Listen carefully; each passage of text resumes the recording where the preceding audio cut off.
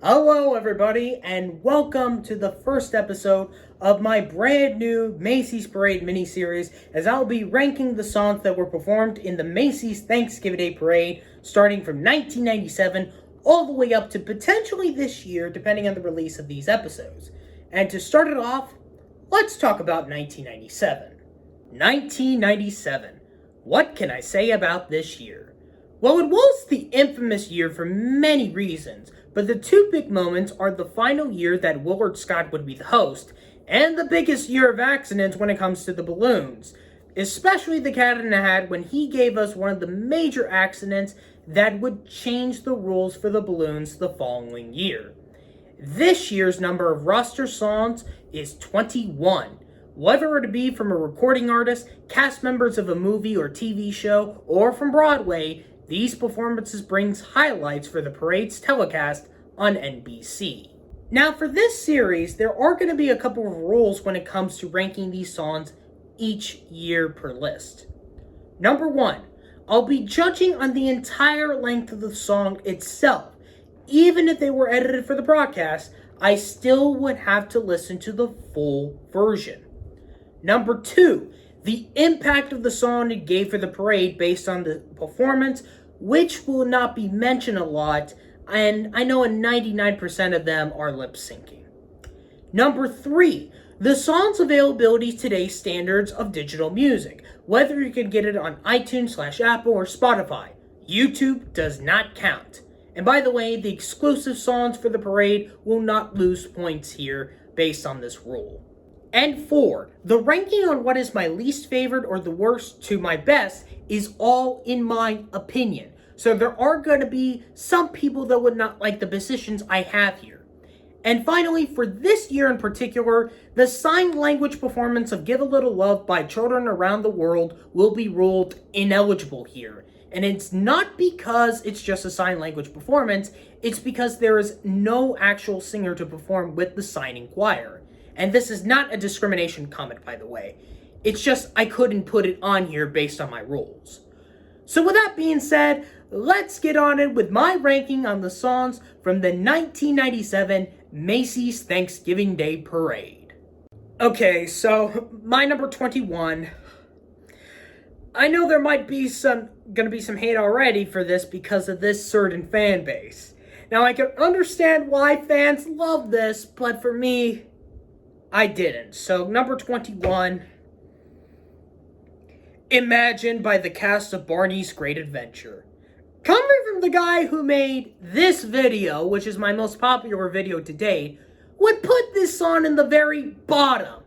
For those who don't know, for the first timers who are hearing this, yes, the very famous Purple Dinosaur did have a theatrical motion picture that would be released on April 3rd, 1998. Although I didn't fully watch the movie a few years ago, like I've seen almost a majority but not the entire thing, it is so childish, especially when Baby Bop is asking the audience where's her iconic blankie.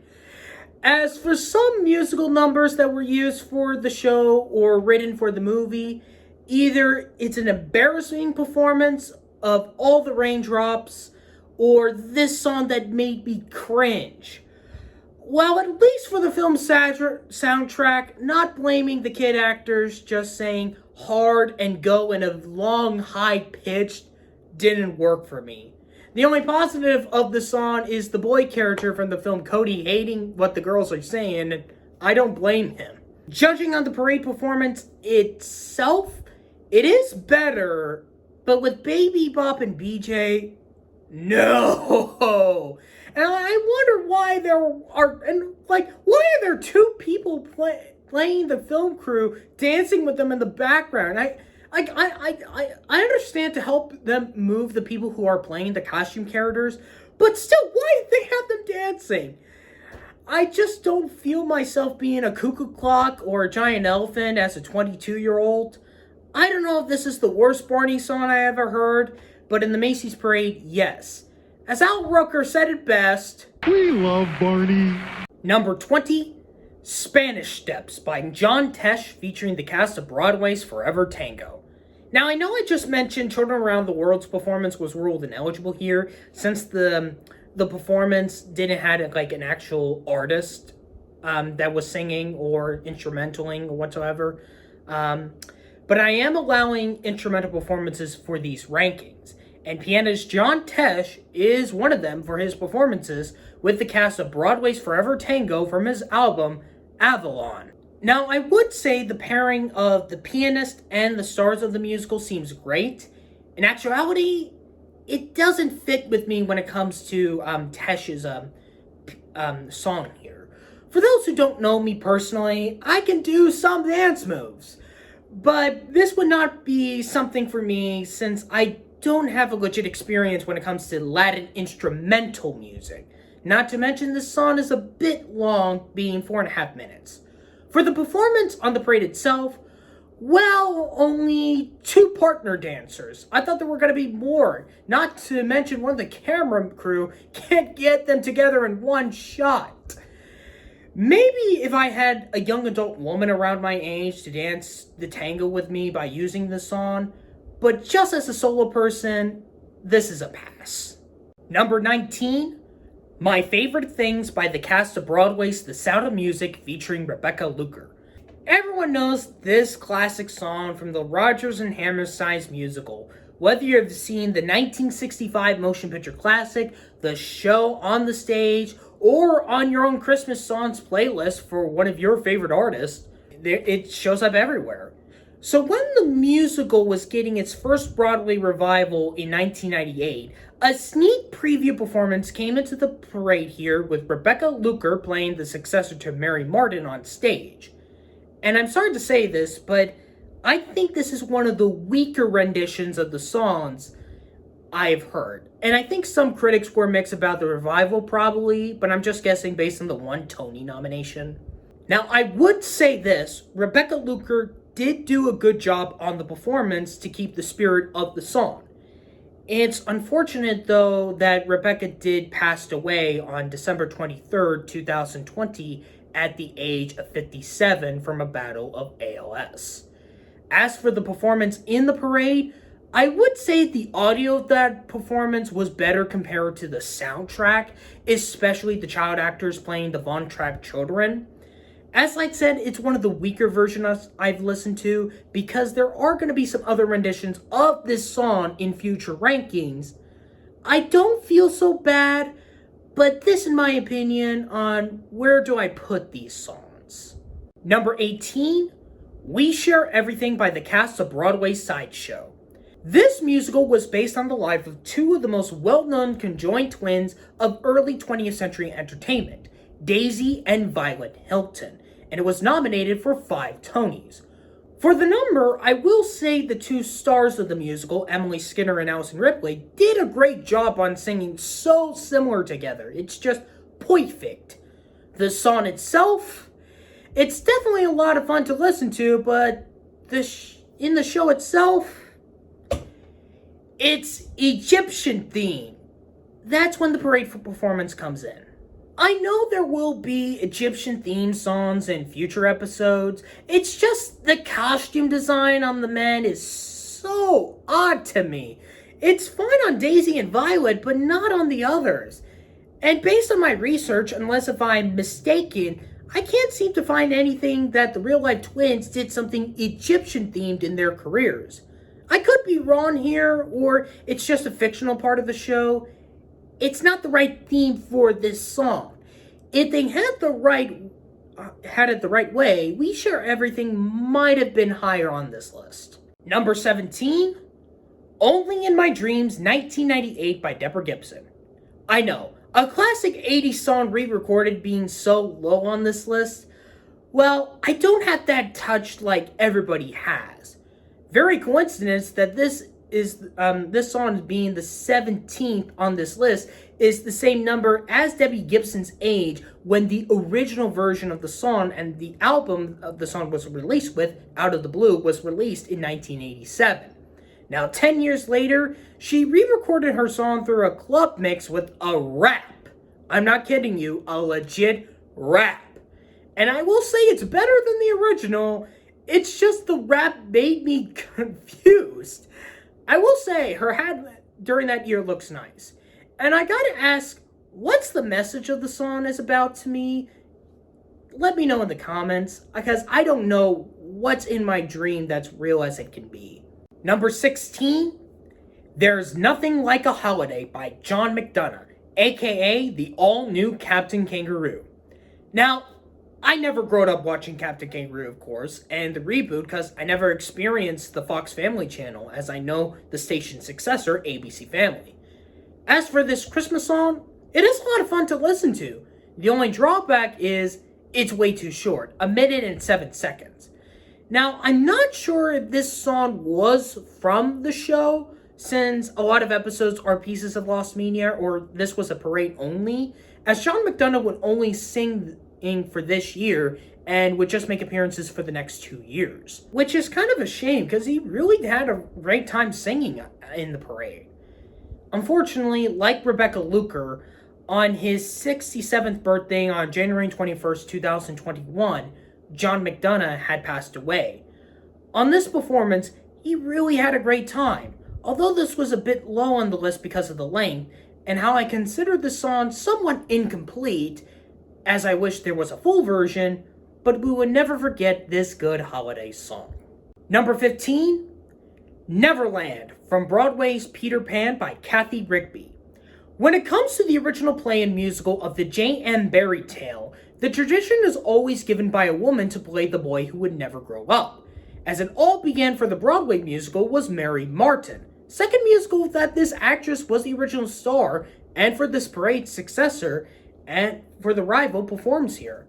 Technically, the second successors was Sandy Duncan for the 1979 revival, which she did perform in the parade that year.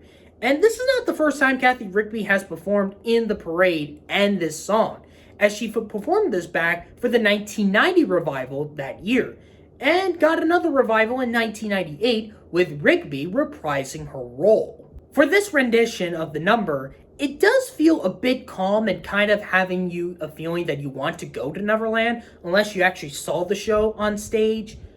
Now, the reason why this is a bit low on the list as well, I've already have stated this has been performed before.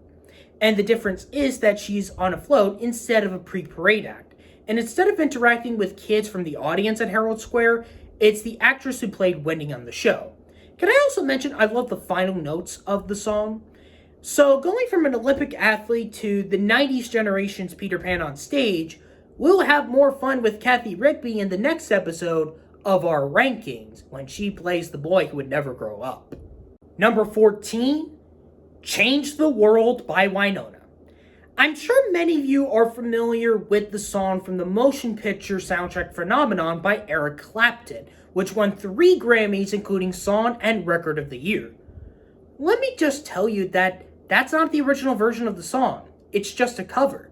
The original version was released 4 months before Clapton's version, with the release of Wynonna's album Revelations on February 13th, 1996.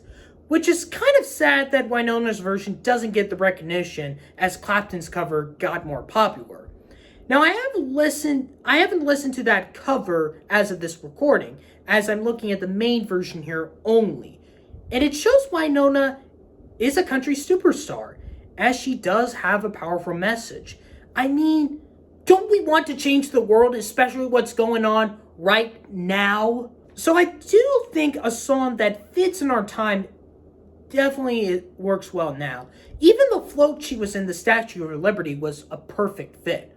Although the song's legacy is from another artist, the Macy's Parade knows the right version is the one by Wynonna.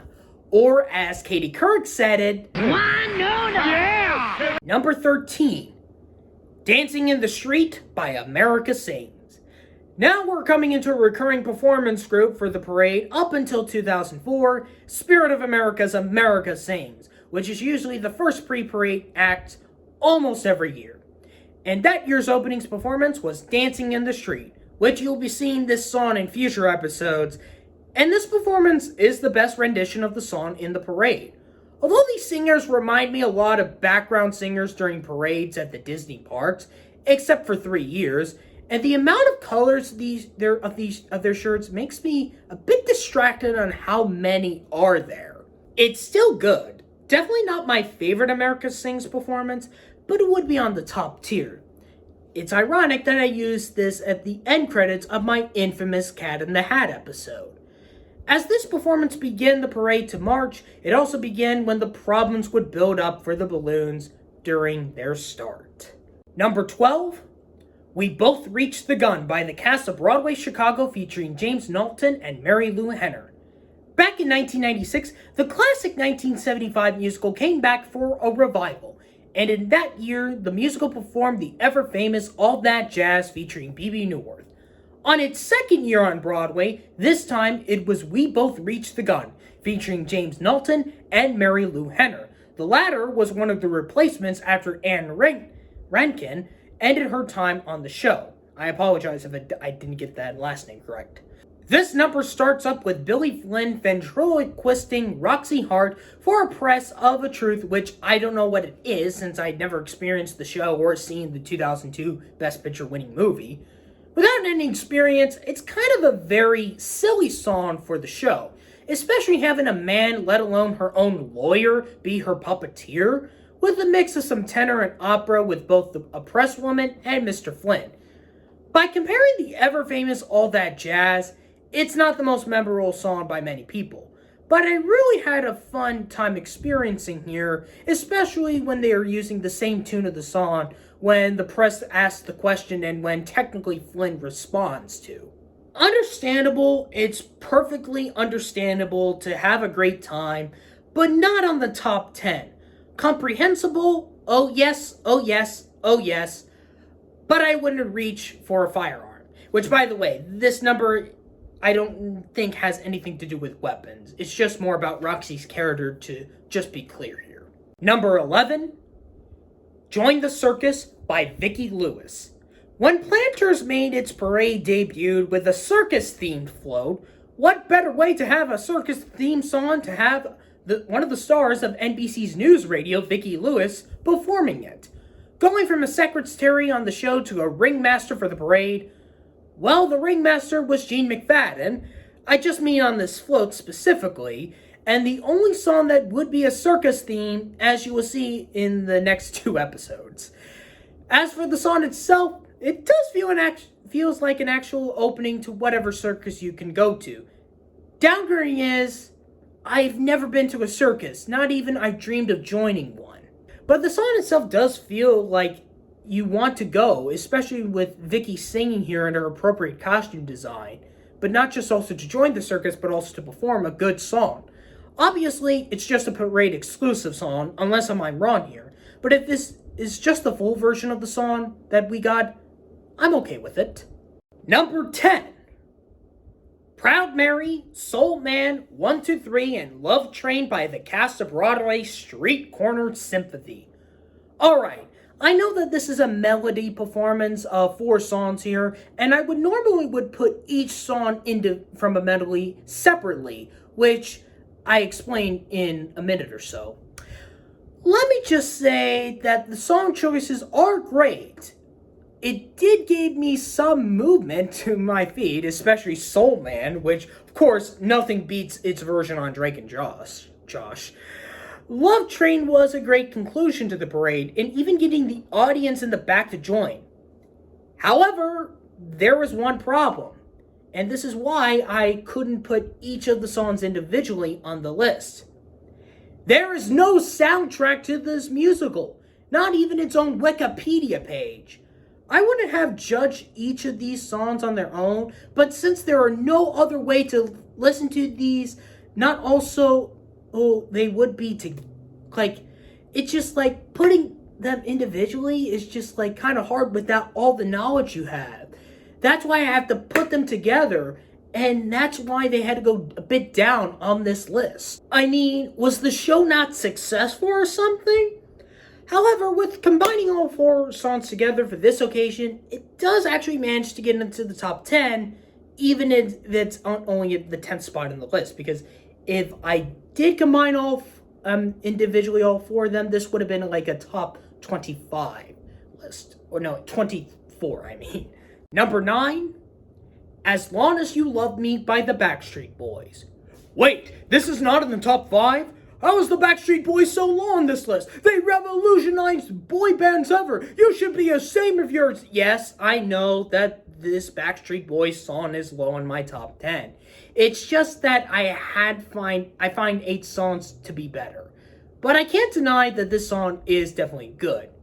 Not on the levels of their famous song I Want It That Way that would be released 2 years later, but this song on their debut album, you even got hip-hop kids dancing with them in the parade in the Fuji film float. For the song itself, it's kind of a mixed bag in lyrics, but the tone of the vocals of the band makes it better. Think of this as a prototype of I Want It That Way. And the choreography by hip-hop kids is well done here, a perfect pairing for this performance. Now I know many people are going to be wondering where's going to be NSYNC's song when we get to the next episode. Well, you just have to wait and see where that will be placed. Right now, it's the Backstreet Boys, well loved by the girls everywhere. Even those who grew up with them, that are even married to another man, they still would want them there. As long as they love them. Number 8, I'm a Woman by the cast of Broadway's Smokey Joe's Cafe.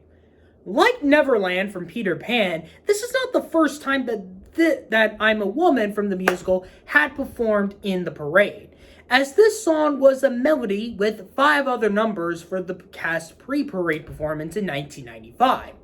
So this is the second time this is being used, and definitely the best one to choose from the original performance.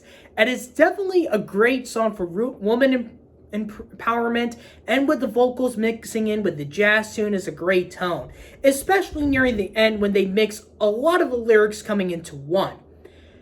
However, the parade performance went a bit too fast by having the music and vocals going 10 seconds faster, which is why it can't go higher up on the list, at least to number 8. I understand you're saving time to keep the parade going, but don't rush the performance to get at least time you need to end for the broadcast. So if you want a better performance, it's the 1995 parade for I'm a Woman. WOMAN. Number 7, Gotta Go See Santa Claus by Liz Callaway. As the big man in red is about to land into Herald Square, one more song has to be performed, not counting the marching bands, with Broadway star and the singing voice of Anastasia, Liz Callaway, to perform an original song for the parade, Gotta Go See Santa Claus. Let me just say, her voice is incredible. When you hear this performance, and she was 36 back then, as a great conclusion to these songs prior to Santa Claus's arrival. A hike for children who are at the famous department store or watching this on TV to see him, and also nearing the end of Willard Scott's career hosting the event to his semi-retirement. There is one question, though, I have, which is why this song is not in the top 5. I don't mind the performance. It's just odd to me that they did got Liz Callaway to perform, but not on the Anastasia float.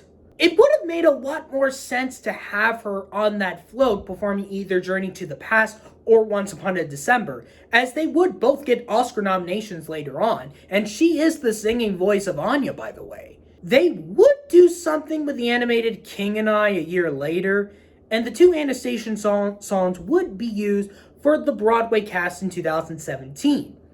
Even if she's not doing one of the 2, this Christmas song makes me want to go see Santa Claus at Macyland.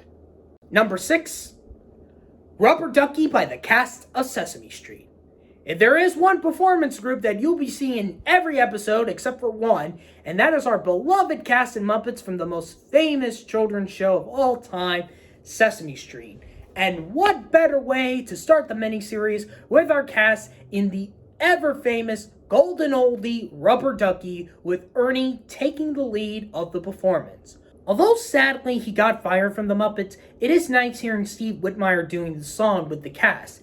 And I believe there is no version by Whitmire doing the song on his own for the show, unless if I'm mistaken.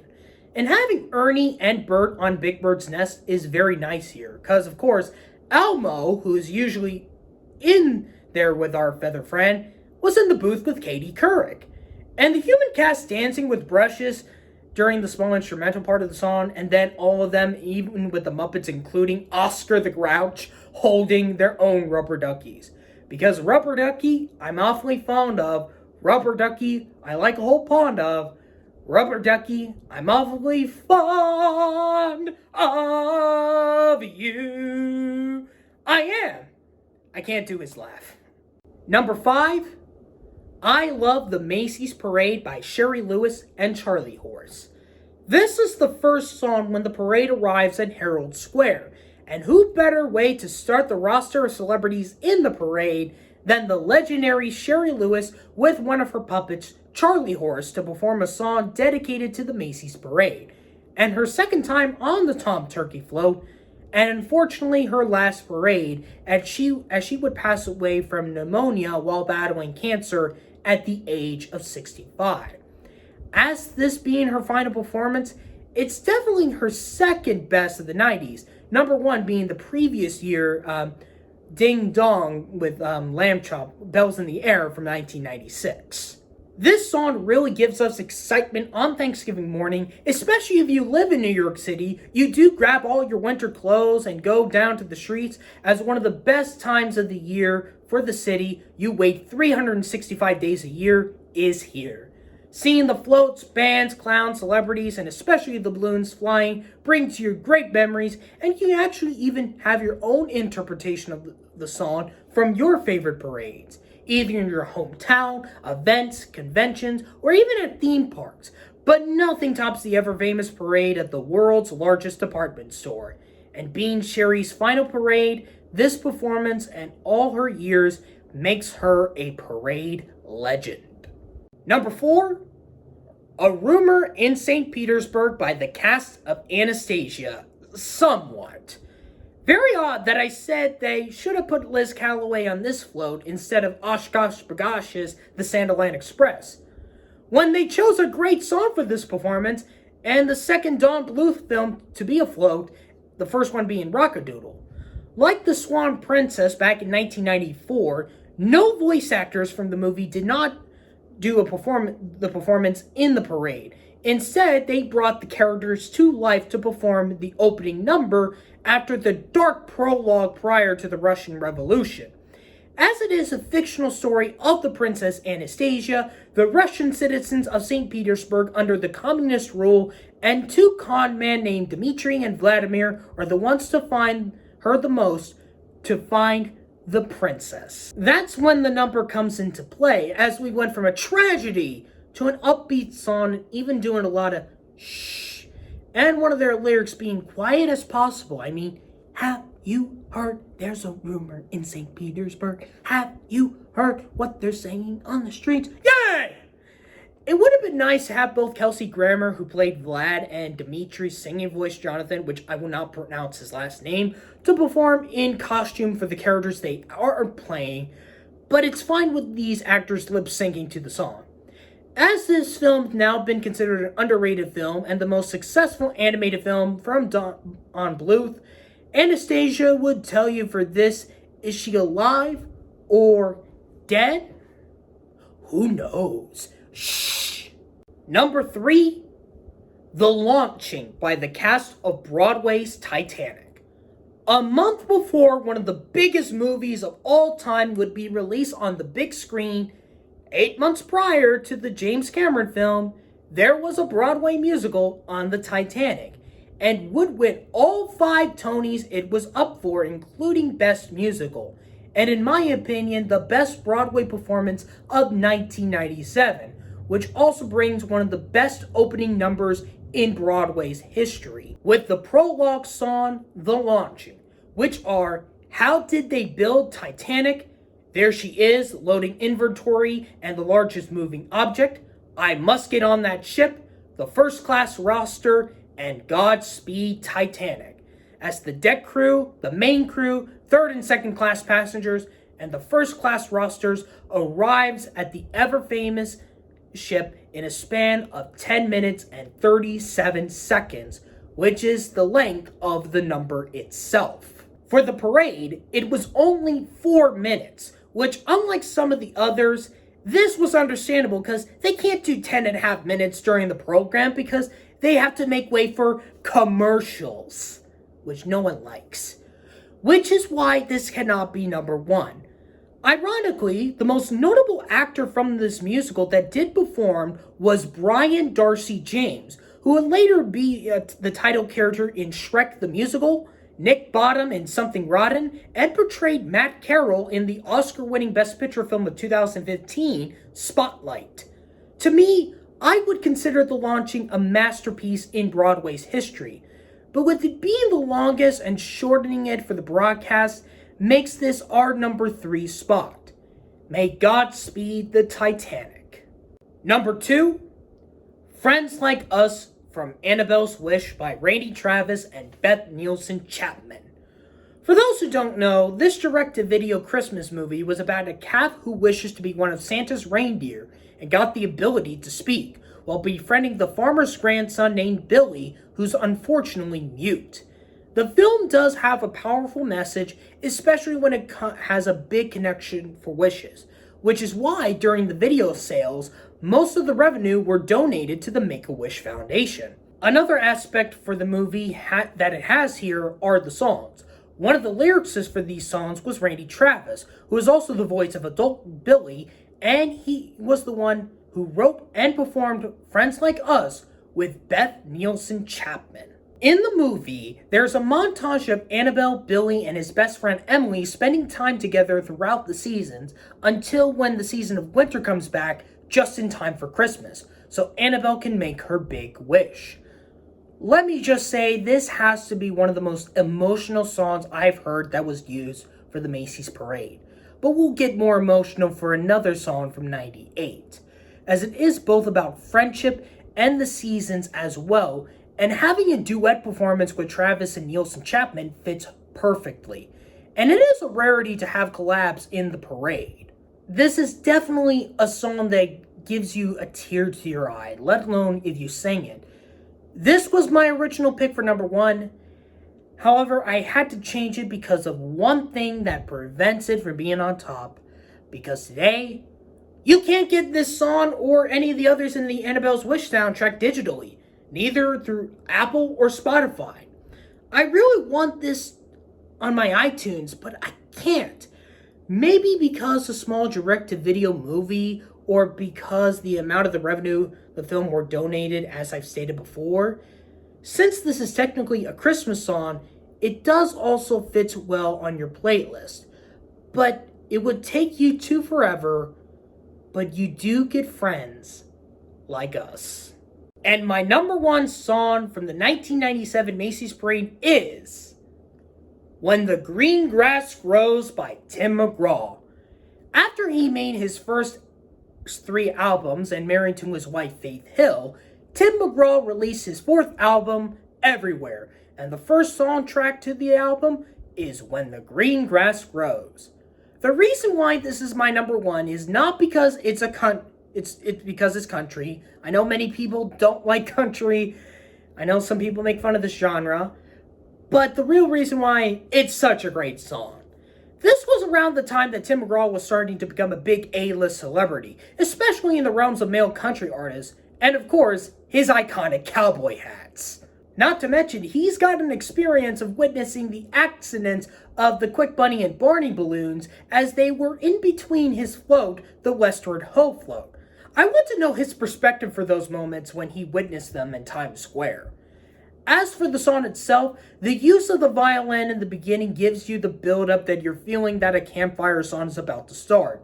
When the sun is going down, and it's so peacefully getting ready for supper, the grass is growing, especially you live near fields, or you and your member of your family are farmers. Not to mention for me, this and Friends Like Us are the easiest songs to remember the lyrics when I was singing these to myself. As much as I wanted to put Friends Like Us here, it seems appropriate to put this country classic by Tim McGraw as the best song of 1997. Thank you guys for watching this first episode of this mini-series. If you like this, hit that subscribe button and comment down below your personal rankings of these 21 songs. I kind of do apologize with some of the stuttering here, but Oh well, I'll do better next time. But next time we go to the beginning year when a person that would be controversial in the future that would host for the first time as we go into 1998.